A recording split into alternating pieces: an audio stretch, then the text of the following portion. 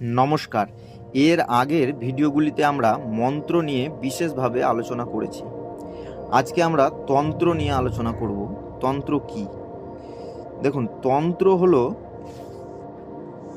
একটি শারীরিক ক্রিয়া। যেমন মন্ত্র মনের সঙ্গে একটি ক্রিয়া বিশেষ, তেমনই তন্ত্র একটি শারীরিক ক্রিয়া। তন্ত্র বিষয়ে ইউটিউবে বহু ভিডিও পেয়ে যাবেন, যার মধ্যেও তারা বলেছেন তন্ত্রের কথার অর্থ কী। তন্ত্র মানে তন মানে শরীর, এবং ত্র শব্দের উপর হচ্ছে জ্ঞান।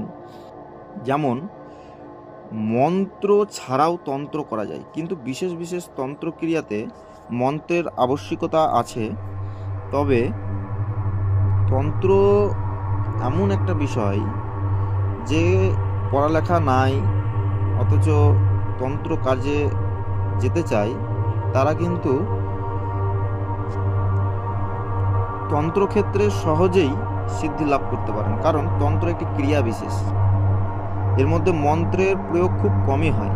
যেমন ধরুন, তন্ত্র করতে গেলে একটা সময়ের একটা ব্যাপার আছে, যে অমুক সময় যেতে হবে, অমুক জায়গায় যেতে হবে, চৌরাস্তা, চতুষ্পদ, তেমন শ্মশান, কবরস্থান, এগুলো প্রয়োগের ব্যাপার আছে তন্ত্রটা। অতএব তন্ত্র মন্ত্র ছাড়াও কাজ হয়, আবার কিছু কিছু তন্ত্রে মন্ত্র অবশ্যই লাগে। তন্ত্র এক প্রকার তান্ত্রিক টোটকা বিশেষও বলতে পারেন, কারণ তান্ত্রিক পদ্ধতিতে তান্ত্রিক টোটকার মাধ্যমেও কিছু কাজ হয়, এবং মন্ত্র দ্বারাও কিছু টোটকার মাধ্যমেই বিশেষভাবে কাজ হয়। সব কথার মূল কথা একটাই, তন্ত্র বিজ্ঞান হলো শারীরিকভাবে কোনো জায়গায় গিয়ে কোনো পদ্ধতিতে কিছু বিশেষ সরঞ্জাম নিয়ে কাজ করাকেই তন্ত্র বলতে বুঝি আমরা। যদি আপনি বলেন তন্ত্র বা মন্ত্রের মধ্যে কোনটা শ্রেষ্ঠ, তাহলে তা নির্ধারণ করা খুবই কঠিন। কারণ যেমন মন্ত্র মনের সঙ্গে চলে, তেমন তন্ত্র কিন্তু তন মানে শরীরের সঙ্গে চলে।